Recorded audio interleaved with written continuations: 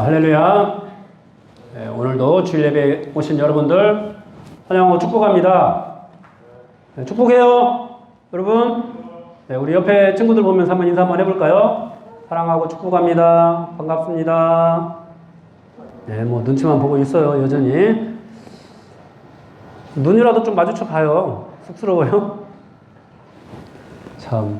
자, 오늘 우리에게 주신 말씀 창세기 21장 1절에서 7절까지.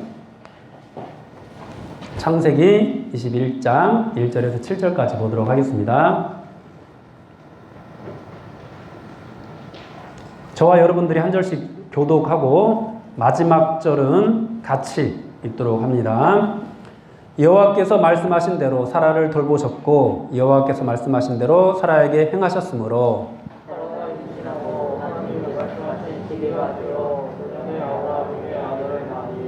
아브라함이 그에게 태어난 아들 곧 사라가 자기에게 낳은 아들을 이름하여 이삭이라 하였고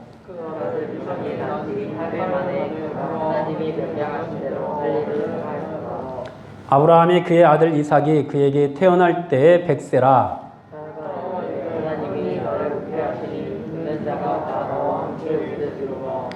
또 이르되 사라가 자식들을 젖먹이겠다고 누가 아브라함에게 말하였으리오마는 아브라함의 노경에 내가 아들을 낳았도다 하니라.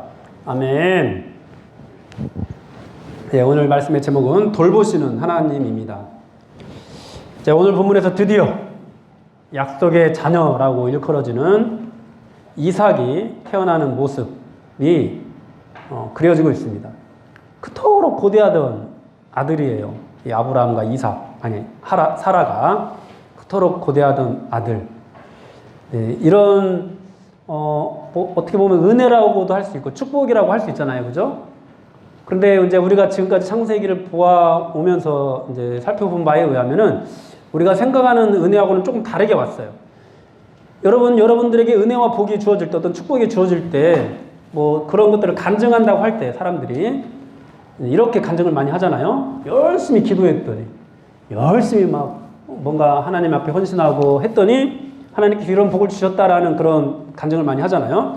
근데 오늘 아브라함에게 복을 주신 이야기를 하면서 바로 직전에 아브라함이 열심히 기도하고 막 이런 내용들이 나왔어요. 지난주에 봤던 내용이 뭐였어요? 아브라함이 정말 경건하고 막 하나님 앞에 막 이렇게 예배도 하고 막 이런 모습이었어요? 아니면은 연약한 모습이었어요? 대답하기 싫죠? 네. 대답 좀 해봐 좀. 연약한 모습이었죠? 어떻게 연약했어요, 아브라함이? 그의 아내를 어떻게 했어요, 또? 그의 아내를 동생이라고 또 했다가 아비멜렉에게 빼앗길 뻔한 그런 일이 또 일어나죠. 앞에서 이제 바로 왕에게도 그런 적이 있었는데, 어쨌든 그렇게 연약함에도 불구하고 이제 하나님께서 그 모든 것들이 이제 그 아내를 빼앗기지 않도록 지켜주셨을 뿐만 아니라 그런 일이 있고 난 다음에 바로 이제 독자 이삭이 태어난 그런 모습들을 보여주고 있습니다. 그러니까 그냥 이 성경을 읽다 보면은 아브라함의 실패를 보다가 딱 우리의 시선이 그에게 내려지는 은혜로 이제 옮겨지게 되는 거예요. 그러니까 우리가 이 아브라함을 바라보게 하는 것이 아니라 누구를 바라보게 해요? 누구를 바라봐? 하나님을 바라보게 하는 거죠. 야, 하나님이 이런 은혜를 주시네? 아브라함이 이렇게 연약한데도 그에게 주어졌던 이 약속이 취소되지 않네? 이런 하나님을 바라보게 하는 거예요. 여러분, 그러므로 우리가 오늘 이 말씀을 통해서 우리 안에 있는 이 약함, 여러분들의 그 형편없는 믿음, 뭐 대단한 믿음 있어요, 혹시? 나는 대단한데. 목사님, 저 믿음 대단한데요? 저 믿음 좀 쓸만해요. 혹시 이런 분들이 있어요? 그런 분들이 있다면 좀 죄송합니다. 네, 뭐. 그러나 사실 그렇게 생각하는 사람 없잖아요, 그죠? 나는 너무 연약해. 그런데 오늘 이 본문을 통해서 우리가 그 연약함을 바라보게 되지 않고 이제 누구를 바라보게 돼요? 하나님을 바라보게 되는 거예요. 여러분, 그렇게 여러분들이 이 시간에 하나님을 바라볼 수 있기를 축원합니다. 하나님 바라봅시다. 여러분들의 바쁜 어떤 삶, 내게 아들이 없는데 다른 사람들 자녀들 다 잘 낳고 막 이렇게 살아가는데 하나님이 나한테 자녀를 약속해 주셨음에도 불구하고 나는 100세가 되도록 자녀가 없어. 내 아내는 이 생리가 끊어졌어. 이제 아들을 낳을 수도 없어. 이런 상태가 됐어. 이런 나의 상태를 바라보지 않고 누굴 바라봐야 돼요? 하나님. 여러분들의 어떤 현재 머물러 있는 여러분들의 어떤 수준이라든지 여러분들이 당하고 있는 어떤 어려움이라든지 여러분들의 어떤 고민이라든지 이런 것들을 바라보지 않고 하나님을 바라봐야 합니다. 오늘 어떤 하나님을 우리가 바라봐야 되는지 오늘 본문을 통해서 한번 보겠는데요. 먼저 1절에 보니까 그렇게 이제 앞에서 이제 아브라함이 그렇게 실수하고 연약한 모습을 보이고 난 이후에 하나님께서 사라를 돌보셨다라고 말씀을 하고 있습니다. 돌보셨다라고 말씀을 하세요. 이 돌보셨다라는 이 원어의 이제 의미는 시찰하다, 방문하다 이런 의미를 가지고 있어요. 그러니까 찾아오셨다라는 의미예요. 돌보셨다는 의미가 찾아오셨다, 만나주셨다. 이 단어가 이제 앞에서도 창세기 18장에서도 한번 사용이 됐는데 어떻게 사용됐냐면은 아브라함에게 하나님께서 약속을 하세요. 이제 사라에게 이삭을 약속하시면서 아들을 약속하시면서 그녀가 웃으니까 이제 여호와께 능하지 못한 일이 있겠느냐 하시면서 기한이 이를 때 내가 내게로 돌아오리니 이렇게 말씀하시는데 그 돌아오리니가 바로 똑같은 그런 단어입니다. 히브리어로. 그러니까 찾아오심을 의미하는 거예요. 돌보셨다라는 이 말씀은. 여러분 누구에게 찾아오셨어요? 사라에게 찾아오신 거죠. 사라를 돌보신 거죠. 아무 희망이 없는, 아무 소망이 없는, 아무 능력이 없는, 더 이상 이제 육체적으로 뭔가 할 수 없는 그런 사라에게 하나님이 찾아오셨어요. 불가능한 것이 가능하게 해 주셨어요. 이전에 경험하지 못했던 행복과 웃음을 그녀에게 가져다 주었어요. 여러분, 이러한 돌보심이 이제 나중에 이제 구약 또 성경을 읽다 보면 또 등장을 하는데 누구냐면은 한나라는 사람이에요. 한나. 한나는 누구의 어머니인지 혹시 아세요? 한나의 아들이 누구예요? 자, 객관식. 1번 삼손, 2번 사무엘, 3번 다윗. 자, 찍어봐. 1번 손 들어. 2번 손 들어. 3번 손 들어. 난 아무 생각 없다. 집에다 정신을 놓고 왔다. 정신 나갔어요. 그죠? 네, 2번이 정답입니다. 사무엘이에요. 사무엘. 네. 사무엘의 어머니가 한나죠. 한나에게 이제 하나님께서 이제 이 사무엘을 주실 때도 여호와께서 한나를 돌보시사 그로 하여금 임신하여 이렇게 말씀을 하시거든요. 한나도 자녀가 없어서 슬픈 여인이었죠. 하나님께 자녀를 달라고 기도했는데 그녀에게 사무엘도 주시고 그 외에 세 아들과 두 딸도 낳게 하셨습니다. 네, 이것이 이제 하나님의 돌보심으로 이제 나타나고 있습니다. 그러니까 아무 소망이 없는 사람들에게 하나님이 찾아오셔서, 그러니까 아무 소망이 없는 사람들을 하나님이 돌보셔서 그 소망이 없는 그들의 인생 가운데 소망을 주시고 전혀 불가능했던 그들의 인생이 뭔가 가능하게 만들어 주시는 그 은혜가 이 돌보시는 은혜인 거죠. 근데 이 돌보시는 은혜가 어떻게 임하게 되었나라고 말씀하냐면 오늘 본문에서 말씀하신 대로 임하고 있어요. 여러분 말씀하신 대로 우리에게도 그런 은혜가 임하게 된 줄로 믿습니다. 여러분 예수를 믿는 자들에게 하나님께서 말씀으로 약속해 주신 것이 있어요. 내가 너를 포기하지 않겠다. 내가 너를 반드시 구원하겠다. 내가 너로 하나님의 복을 받는 인생이 되게 하겠다. 내가 너로 반드시 구원에 이르게 하겠다. 하나님께서 말씀하신 대로 예수 믿는 자들에게 말씀하신 대로 찾아오시고 돌보십니다. 은혜를 주십니다. 여러분 그래서요. 여러분 우리 안에 예수님이 있다면 우리 안에 예수 믿는 믿음이 있다면은 연약해도 상관없어요. 물론 연약한 상태에 머물러 있으라는 뜻은 아닙니다. 연약해도 상관없다니까. 난 연약해도 되겠지. 화 있을진저. 그런 사람들은 화 있을진저. 여러분 그런 상태에 머물러 있으라는 의미는 아니에요. 그러나 그런 우리가 발견된다 하더라도 그런 연약함이 늘 우리 속에 있다 하더라도 내가 이제 믿음이 성장했고 신앙생활도 한 10년, 20년 했고 이제 나중에 이제 여러분들이 이제 여러분들 나름대로 또 어떤 희생과 헌신들을 해 나가게 되고 교회에서 중직자가 되어나고 이러는데도 여전히 내 안에서 연약함이 발견되고 또 실수하여 넘어지는 어떤 그런 모습들이 발견된다 하더라도 하나님께서 이미 예수 그리스도를 믿는 그 믿음 안에 주신 그 말씀으로 주신 이 약속이 있기 때문에 걱정이 있다 없다? 없다라는 거예요. 말씀하신 대로 반드시 우리를 돌보시기 때문이에요. 여러분들 안에 그런 말씀하신 대로 포기하지 않으시고 취소되지도 않는 그런 은혜로 돌보시는 하나님의 손길 있기를 축원합니다. 여러분 그런 하나님을 믿으십시오. 하나님의 은혜는 이 말씀하신 대로 찾아오는 은혜입니다. 그러므로 우리는 우리의 상태나 우리의 환경에 너무 얽매여서는 안 돼요. 우리는 말씀을 바라봐야 돼요. 말씀을 붙잡아야 돼요. 왜요?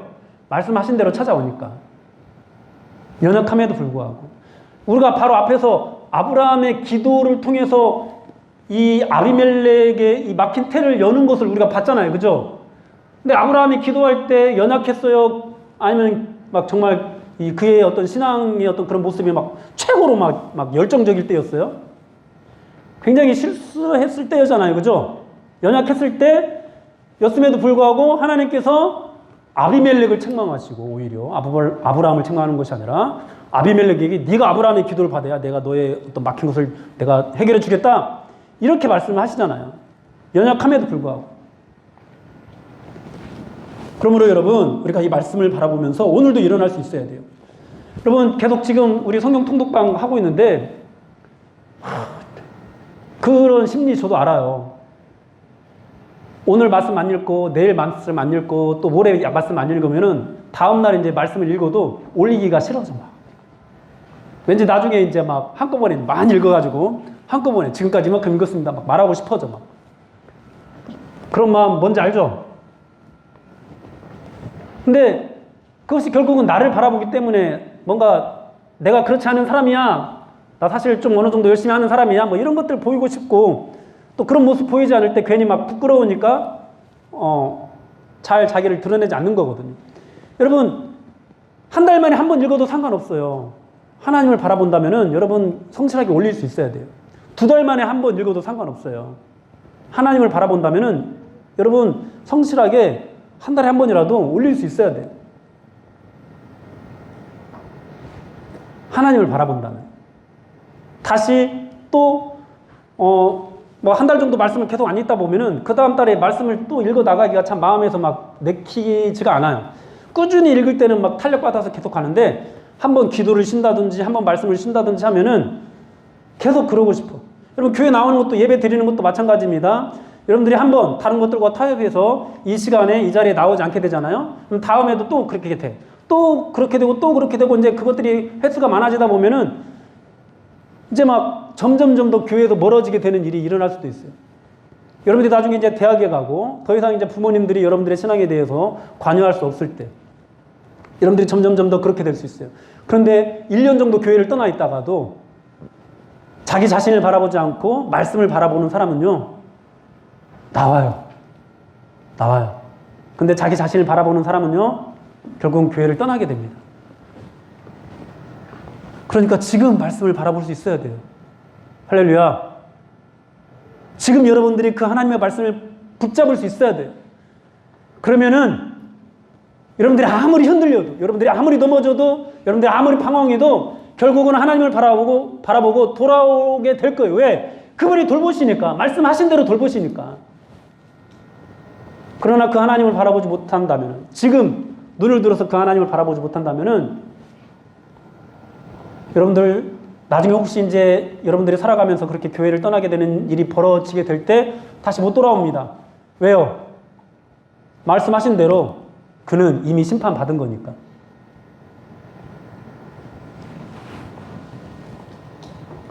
여러분 그렇게 말씀하신 대로 이 돌보심의 은혜가 임하고 또 그 말씀하신 대로 찾아오는 때가 어느 때였는지 우리가 또 보면은 2절에 보면은 사라가 임신하고 하나님이 말씀하신 시기가 되어 이제 노년의 아브라함에게 아들을 낳았다 이렇게 말씀을 하고 있잖아요. 말씀하신 시기가 도대체 언제예요? 우리가 그 상황을 한번 봅시다. 언제예요? 말씀하신 시기가. 그냥 상식적으로 봤을 때 아들을 낳을 수 있는 때에 없는 때예요. 전혀 아들을 낳을 수 없는 때에 찾아오셨어요. 하나님께서 왜 이때 아브라함에게 찾아오셨을까요? 모든 어떤 소망이 다 끊어졌을 때, 그냥 육체적으로 자녀를 낳는 것이 아브라함이든지 사라든지 다 불가능하게 되었을 때, 왜 이때가 말씀하신 시기라고 이렇게 언급을 하면서 찾아오셨을까요? 이 말씀은 결국 뭐 우리에게도 우리가 이제 우리의 능력이 다 사라지고 막 이럴 때나 하나님이 우리를 찾아오셔서 우리를 돌보시겠구나. 지금 우리가 힘이 남아있는 동안에는 하나님이 절대 우리를 찾아올 일 없겠구나. 뭐 이런 뜻인가요? 그렇지는 않아요.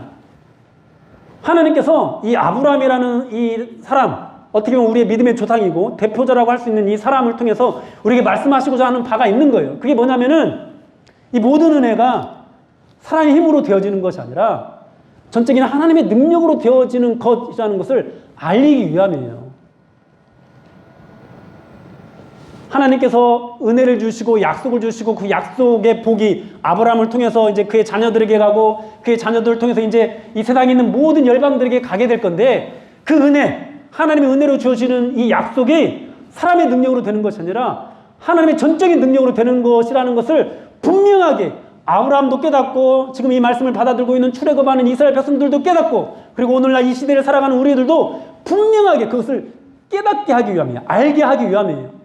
그러니까 지금 제가요, 지금 뭐 밖에 나가서 제 힘으로 제가 막 열심히 막 전도도 하고 뭔가 막 돈도 쓰고 아니면 또 뭔가 내 머리를 막 쥐어 짜가지고 뭐 10명을 전도에다 놓을 수 있잖아요. 그죠? 전도에다 놓을 수 있어요. 그런데 내 힘으로 데려다 놓을 수는 있어요. 그래서 교회가 차고 넘치긴 할 수 있어요. 그런데 그 사람이 약속의 자녀가 되게 하는 것, 그 사람이 약속의 열매가 되게 하는 것, 전적인 누구의 능력으로 가능하다? 하나님의 능력으로 가능하다라는 거예요. 하나님의 능력으로.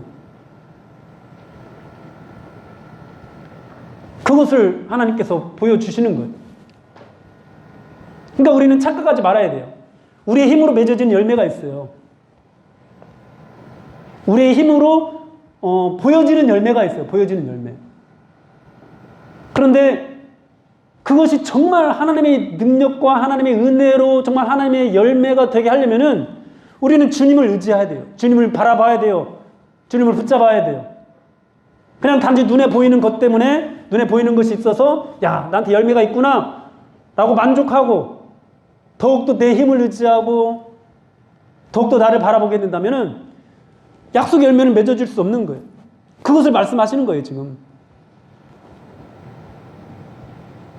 그래서 많은 경우에 하나님의 사람들, 하나님의 백성들이 하나님의 열매를 거두게 하시기 위해서 고난을 맛보게 하세요. 실패를 맛보게 하세요. 끊임없이 실패하게 하고 끊임없이 넘어지게 만드십니다. 그것을 깨닫게 하기 위해서.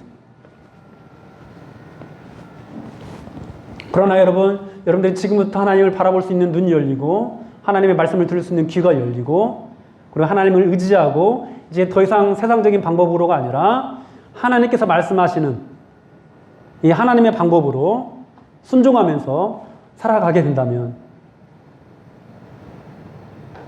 여러분들을 통해서 정말 아름다운 열매들, 하나님이 주시는 그런 아름다운 열매들이 많이 맺어지게 될 겁니다. 여러분, 우리는 이 하나님께서 약속하신 열매는 반드시 하나님의 전적인 은혜와 능력으로만 열리게 된다는 이 사실을 우리는 믿어야 합니다. 아브라함이 그에게 육체적인 어떤 능력이 있었을 때 자녀를 낳았다라면은 이것이 정말 하나님의 전적인 능력이라는 것이, 하나님의 전적인 은혜라는 것이 드러나지 않았을 거예요. 이 말씀을 통해서 알려지지 않을 거예요. 근데 하나님께서 굳이 100세가 될 때까지, 사라의 생리가 끊어질 때까지 기다리셨다가 아들을 주신 것은 이것이 하나님의 약속이 이제 예수님께서 다시 오시고 그날에 하나님의 백성들이 다시 살아나게 되고 우리가 다시 부활하게 되잖아요. 그런 부활하게 되는 그 열매들이 전적인 하나님의 능력으로 되어진다라는 것들을 깨닫게 하시는 거죠. 여러분, 이 말씀을 받아본 이스라엘 백성들은 어떻겠습니까? 출애굽해서 광야를 지나서 이 가나안을 향해 가고 있어요. 근데 여러분, 이 출애굽기의 결론이 뭔지 아세요, 여러분? 출애굽기의 결론이요, 모세가 가나안 땅에 들어가지 못하고 죽는 거예요. 그리고 광야에서 막 이스라엘 백성들 얼마나 많이 하나님 원망하고 배반하고 막 그럼에도 불구하고 하나님 그들을 인도하고 하는지 몰라요. 결국 이 모든 말씀을 통해서 너희들은 실패한다라는 것, 율법은 실패한다라는 것, 너희들을 의지하는 것은 반드시 실패하게 되어 있다라는 것을 보여주시는 거예요. 그래서 모세가 아니에요. 정말로 우리의 모든 것들을 다 이루어주시는, 이 율법의 모든 것들을 다 완성하시는 정말 진정한 메시아가 우리에게 필요하다라는 것들을 우리에게 말씀해 주시는 거거든요. 출애굽기가 결국은. 사랑하는 여러분, 우리 힘으로 맺어지는 거, 눈에 보여지는 거 있을 수 있습니다. 그러나 그것은 하나님이 약속하시는 것이 절대로 아닙니다. 우리가 지금 그것을 깨닫지 못한다면은 하나님께서는 자꾸만 우리를 실패하게 하실 거예요. 자꾸만 넘어지게 하실 거예요. 우리가 연약하기 때문에 그런 실패와 좌절 없이는 또 하나님을 깨달을 수도 없어요. 그러나 그런 과정 속에서 누구를 바라보면? 하나님을 바라보면, 말씀을 바라보면 여러분 결국은 하나님께서 인도하시는 그 자리로 가게 될 겁니다. 여러분 사람들은요, 우리가 그렇게 믿음으로 살아간다고 할 때 비웃어요. 오늘 7절에 보면은 뭐 또 이르되 사라가 자식들을 젖먹이겠다고 누가 아브라함에게 말하였으리오마는 아브라함의 노경에 내가 아들을 낳아도 하니라 이렇게 말씀하고 있는데 이것이 이런 거예요. 사람들이 비웃는다는 거예요. 누가 너한테요? 뭐 자식들을 낳게 해주겠다고 했냐 이런 말을 했지만 아브라함은 이제 야, 내가 노경에 내 아들을 낳았다 이렇게 떵떵거리면서 말할 수 있게 된다 뭐 이런 의미예요. 여러분 그렇습니다. 우리가 믿음으로 산다고 했을 때 세상 사람들은 우리를 비웃을지 몰라요. 우리가 너희들이 맺고자 하는 그런 열매가 아니라 나는 하나님이 주시는 그 열매를 맺고자 한다. 그러면서 우리가 말씀을 의지하고 말씀에 붙들려서 살아갈 때 사람들은 야, 너 같은 것을 통해서 그렇게 비웃을지 몰라요. 그러나 여러분 하나님께서 주시는 열매가 이제 있을 때 결국 이 모든 비웃음들을 하나님께서는 잠재우실 것입니다. 그러므로 여러분 우리가 믿음대로 살아가는데 이제 말씀 붙잡고 이제 하나님의 방법대로 살아가려고 할 때 실패하고 좌절한다고 해서 낙심하지 마십시오. 여러분을 돌보시는 은혜가 조금 늦게 온다고 해서 포기하지 마십시오. 하나님을 신뢰하면은 반드시 여러분들을 웃게 하실 것입니다. 여러분, 이 아브라함이 이제 사라를 통해서 낳은 아들의 이름을 이삭이라고 하였잖아요. 이삭이라는 이 이름의 뜻이 웃음이라는 거거든요. 근데 우리는 알고 있어요. 처음에 이제 이 이삭을 약속했을 때 아브라함과 사라는 모두 비웃었어요. 근데 하나님께서 이 비웃음을 그들의 비웃음을 진정한 기쁨의 웃음으로 바꿔주세요. 여러분 이 창세기 안에서요 어떤 기쁨이라는 것, 어떤 비슷한 어떤 단어라도 이제 하나님께서 천지를 창조하실 때 좋았더라 이 이유로 어떤 이 기쁨이라는 것과 관련된 그런 단어가 전혀 등장하지 않아요. 근데 여기서 이제 정말 진정한 기쁨, 행복, 이 회복되어지는 것, 이제 시작되는 것이 지금 나타나고 있어요. 이삭을 통해서. 여러분 정말 이 하나님의 구원은 우리가 전혀 생각하지 않았던 그때, 예상할 수 없었던 그때, 또 우리가 정말 불가능하다고 했던 그때 찾아와서 우리의 이 슬픔과 이 우리 아픔을 기쁨의 눈물로 바꾸어 주십니다. 여러분들 믿음으로 살아간다는 것이 얼마나 힘이 듭니까? 주일날 나오는 것도 힘든 사람들이 있을 수 있어요. 그리고 이제 뭐 매일매일 뭔가 큐티도 하고 말씀도 읽고 또 친구들과의 관계에서 믿는 사람답게 내가 믿는 사람이라는 것을 나타내 보이면서 살아간다고 할 때 정말 어려울 수 있어요. 남들 다 컨닝하는데 나는 컨닝 안 해야 돼요. 또 남들 욕하고 막 자기 하고 싶은 거 다 하는데 나는 그런 것들 참아야 돼요. 또 뭐 친구들하고 다툼 일어나더라도 내가 먼저 양보하고 내가 먼저 손해봐야 돼요. 그럼 이렇게 살아간다는 것이 정말 어렵고 힘든 때가 얼마나 많은지 몰라요. 그런데 여러분 그럴 때마다 여러분들 하나님을 바라볼 수 있었으면 좋겠습니다. 남들은 자기의 힘과 자기의 모든 능력을 동원해서 지금 뭐 그냥 어떻게 해서든지 좋은 대학 가보겠다고 오직 학업, 오직 취업 이런 것들만 매달려 있을 수 있어요. 그러나 우리는 신앙생활 해야 되죠. 또 하나님께서 우리에게 맡겨주신 어떤 사명들도 감당하면서 살아야 돼요. 그러면 세상 사람들이 우리에게 말을 할 거예요. 야, 너 공부나 먼저 해. 네 학생이잖아. 학생이 네 공부부터 먼저 해야지. 무슨 믿음이 밥 먹여주냐? 그렇게 우리를 비웃을지 몰라요. 그런데 여러분, 지금까지 이 전 세계 역사를 보면은요, 이 세계 역사는 믿는 사람들이 주도를 했어요. 아닌 것처럼 보였지만은 믿는 사람들이 실패하고 넘어지고 좌절하는 것처럼 보였지만 믿지 않는 이 세상의 이 공중 권세 잡은 자들이 믿는 자들을 핍박하고 억압하고 그들을 억누르면서 그들을 짓밟는 것처럼 보였지만은 그들이 이기는 것처럼 보였지만 여러분 100년, 200년 지나고 난 다음에 이 역사들을 되돌아봤을 때 이 세계의 역사는 절대 믿지 않는 사람들을 통해서 주도되지 않았어요. 절대로. 지금 우리가 지는 것처럼 보일 수 있어요. 지금 여러분들이 그냥 세상 사람들과 똑같이 하는 것이 이익인 것처럼 보일 수 있어요. 그것이 내게 이익이겠구나. 내가 정말 목사님이 말씀하는 대로 말하는 대로 내가 그렇게 신앙생활을 했다고 하면 내가 손해를 보겠구나. 이렇게 여겨질 수 있어요. 그러나 여러분들이 이제 뭐 생애 이제 여러분들 뭐 70, 80 됐을 때 혹은 이제 여러분들 죽고 난 다음에 이제 이 세계의 어떤 역사가들이 이제 이 역사를 평가할 때 역사를 주도하는 것은요, 하나님의 말씀이 분명하게 드러납니다.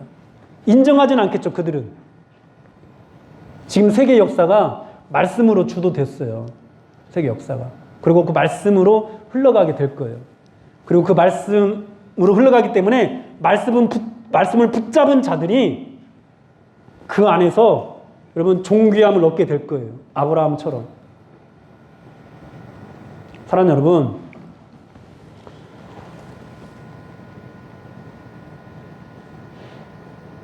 하나님의 역사는 전적인 하나님의 능력으로만 이루어집니다. 그리고 이 하나님의 말씀하신 대로 이루어집니다. 그래서 이것이요, 말씀하신 대로 이루어지기 때문에 예수 믿는 자들에게 말씀하신 대로 그런 역사가 반드시 찾아옵니다. 반드시 우리를 이끄십니다. 반드시요. 그러면 다시 한번 여러분들에게 권면합니다. 오늘도 제발 여러분들의 힘과 여러분들의 능력과 여러분들의 방법들을 붙잡지 마시고 하나님의 말씀을 붙잡으십시오. 하나님을 의지하십시오. 믿음으로 산다는 것이 힘들고 어렵게 느껴지는 그 순간에 눈을 들어서 하나님의 방법을 선택하십시오. 그렇게 나아갈 때 여러분들에게도 반드시 말씀하신 대로 돌보시는 그 은혜, 내가 실수하고 실패하고 좌절하고 넘어졌을 그때조차도 나를 또 찾아오고 또 찾아오고 또 찾아와서 일으켜주시고 하나님이 약속하신 그 열매를 거두게 하시는 그 은혜가 여러분들을 떠나지 않게 될 겁니다. 영원히 여러분과 함께 하실 겁니다. 그것을 믿으시고 오늘도 힘을 내십시오. 오늘도 주님 바라보시고 우리 편지기들 특별히 힘을 내십시오. 여러분들이 지금 믿음으로 산다면은 믿으세요. 여러분들의 지금 희생과 헌신이 절대 여러분들의 인생을 망하게 하지 않습니다. 손해가 아니에요. 큰 열매로, 큰 하나님의 그런 은총으로 반드시 여러분 보상을 받게 될 겁니다. 우리 찬양하고 기도하겠습니다.